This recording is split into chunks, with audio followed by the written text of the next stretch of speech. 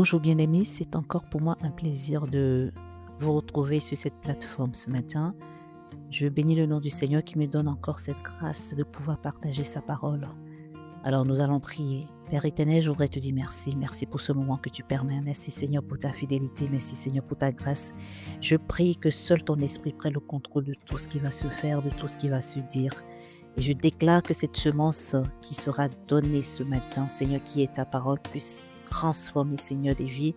Que cette semence puisse trouver des cœurs et des terres fertiles, Seigneur, et qu'elle puisse produire fruit. Et cela pour ta seule gloire, j'ai ainsi prié. Amen. Alors, bien-aimés, de quoi parlons-nous ce matin? Nous allons donc parler de ce que j'ai intitulé la faim et la soif de Dieu. La faim et la soif de Dieu. Alors, pour ce faire, nous allons lire trois passages, trois portions des Écritures. Alors, le premier passage se situe dans le livre d'Amos, au chapitre 5, verset 4, qui nous dit ceci. « Car, ainsi parle l'Éternel à la maison d'Israël, cherchez-moi et vous vivrez. » Je reprends. Amos 5, verset 4. « Car ainsi parle l'Éternel à la maison d'Israël, cherchez-moi et vous vivrez. » Le deuxième passage se situe dans les psaumes, le chapitre 105, verset 4, qui dit ceci. « Ayez recours à l'Éternel et à son appui, cherchez continuellement sa face. » Ayez recours à l'Éternel et à son appui, cherchez continuellement sa face. Et le dernier passage, toujours dans le livre de psaumes, au chapitre 42, à partir du verset 1, qui nous dit ceci. « Ô chef des chantres, cantique des fils de Corée, comme une biche soupire après des courants d'eau, ainsi mon âme soupire après toi, Dieu.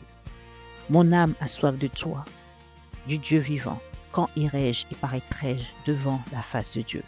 Mes larmes sont ma nourriture jour et nuit, pendant qu'on me dit sans cesse, où est ton Dieu? » Alors, bien aimés, les textes que nous venons de lire ont comme point en commun l'importance de la présence de Dieu. Car il y a la vie dans la présence de Dieu. Le psalmiste avait cette révélation et c'est pourquoi il pouvait déclarer que mon âme soupire après toi. Soupirer, c'est désirer ardemment une chose. Et une chose que l'on désire ardemment est une chose dont on sait qu'elle est vitale pour nous. Aussi, dans le passage de Amos, le Seigneur lui-même nous dit de le chercher afin de vivre. Seule la faim et la soif de Dieu nous poussera donc à rechercher Dieu. Et en tant qu'enfants de Dieu, nous devons continuellement être connectés à notre source qui est Dieu. Ce serait donc une erreur monumentale de chercher à vivre sans Dieu et à faire les choses par nous-mêmes. Alors, pourquoi ce sujet? Premièrement, ce sujet parce que la faim et la soif de Dieu sont signes d'une bonne santé spirituelle. De facto, celui ou celle qui n'a plus faim et soif de Dieu n'est pas en bonne santé spirituelle, voire il est en train de mourir spirituellement. C'est vrai que lorsque nous sommes physiquement en train d'avoir faim et soif, physiquement parlant, c'est vrai qu'il y a un manque. Mais dans le règne de l'esprit, c'est le contraire. Lorsque nous avons faim ou soif de Dieu, faim ou soif de quelque chose, c'est une bonne santé spirituelle. Nous sommes en train de montrer une bonne santé spirituelle. Alors, celui ou celle qui ne cherche pas Dieu est satisfait de sa situation, de sa position, de ses bénédictions et est donc en train de dire par conséquent qu'il ou elle n'a pas besoin de Dieu. Alors que nous avons vu que la présence de Dieu est vitale. Le psalmiste avait cette révélation, c'est pourquoi il désirait ardemment. Et ce qu'on désire ardemment, c'est qu'on sait que cette chose est vitale pour nous. Donc, cette personne qui n'a plus faim et soif de Dieu est en train de nous faire comprendre qu'elle n'a plus besoin de Dieu et ce qui est dangereux. Deuxièmement, pourquoi ce sujet? Ce sujet parce que nous sommes dans les temps de la faim et si nous ne sommes pas en bonne santé spirituelle, nous serons malheureusement emportés par les assauts de l'ennemi. Et la Bible nous dit que dans les temps de la fin, donc dans le livre de 2 Timothée au chapitre 3 que nous allons lire, la Bible nous dit « Sache que dans les derniers jours, il y aura des temps difficiles, car les hommes seront égoïstes, amis de l'argent, vantards, orgueilleux, blasphémateurs, rebelles à leurs parents, ingrats, impies, insensibles, implacables, calomniateurs, violents, cruels, ennemis du bien, traîtres, emportés, aveuglés par l'orgueil, amis du plaisir plutôt que de Dieu. Ils auront l'apparence de la piété, mais renieront ceux qui ont fait la force. Éloigne-toi de ces gens là. Alors, bien aimé, l'apôtre Paul en avait cette révélation que dans les temps de la fin, il y aura tout ce que nous venons de citer, des orgueilleux, des ingrats, des personnes qui ne sont donc pas reconnaissants. Et donc, si nous sommes justement, comme on appelle, en tant qu'enfants de Dieu, il faudrait savoir que tout ceci constitue des flèches que l'ennemi envoie pour pouvoir distraire son peuple, le peuple de Dieu, pour pouvoir distraire justement les enfants de Dieu. Donc, si nous ne sommes pas connectés spirituellement, on sera très vite emporté par ces assauts. Donc, le terme de la faim, de la soif est d'une importance que nous devons prendre conscience du fait que nous ne pouvons pas nous déconnecter de la présence de Dieu. Troisièmement, pourquoi ce sujet? Parce qu'une personne qui a faim et soif de Dieu va continuellement rechercher sa présence, comme le dit Amos 5, verset 4. Et donc, quand nous sommes dans sa présence, nous avons la capacité de recevoir la vie, parce que Dieu représente la vie, tandis que l'ennemi représente la mort. Alors, nous devons donc nous poser la question qui est celle-ci. Quel est donc l'objectif de vie que nous poursuivons? Parce que chacun a son objectif de vie. En tant qu'enfant de Dieu, nous devons prioriser Dieu. Dieu doit être celui qui occupe notre première place dans notre cœur. Il doit être le premier qui occupe la première place dans notre cœur.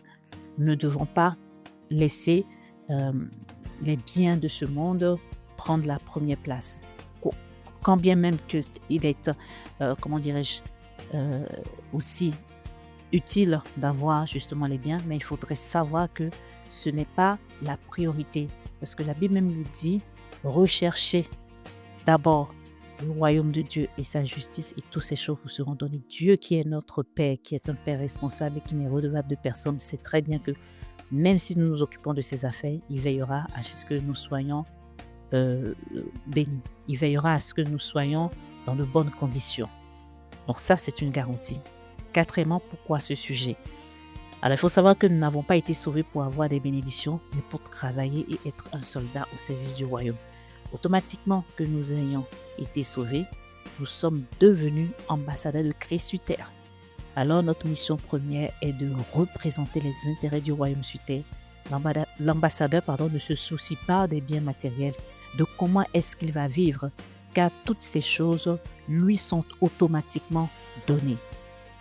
Donc, l'ambassadeur, il a pour mission première de veiller à ce que les intérêts du pays qu'il envoie soient respectés, exécutés dans le lieu où il a été envoyé. Il ne va pas se soucier de son lendemain, qu'est-ce que je vais manger, où est-ce que je vais habiter. Tout cela est pourvu d'avance. Donc, en tant qu'enfants de Dieu, nous qui avons été sauvés, nous qui avons reconnu notre Seigneur comme Yeshua comme notre Seigneur et notre Sauveur, nous devons avoir en priorité de pouvoir justement veiller à ce que les intérêts du royaume soient exécutés ici sur terre. Donc, ce qui voudrait dire, premièrement, d'aller annoncer l'évangile, parce que c'est la première recommandation, le premier commandement que nous avons reçu de Yeshua, d'aller parler de sa part, d'aller parler de l'évangile. Donc, tout chrétien nouvellement né doit aller parler de Christ, parce que nous sommes sauvés pour en sauver d'autres. Nous ne pouvons pas être égoïstes et garder le salut pour nous. Amen. Et la faim et la soif, pourquoi?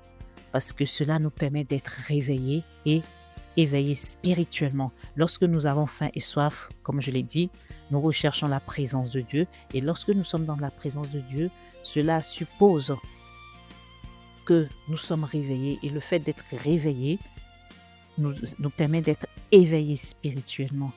Et quand nous sommes donc réveillés, éveillés spirituellement, nous ne pouvons qu'avoir un impact. Car une personne qui est, éveillée spirituellement peut impacter sa génération.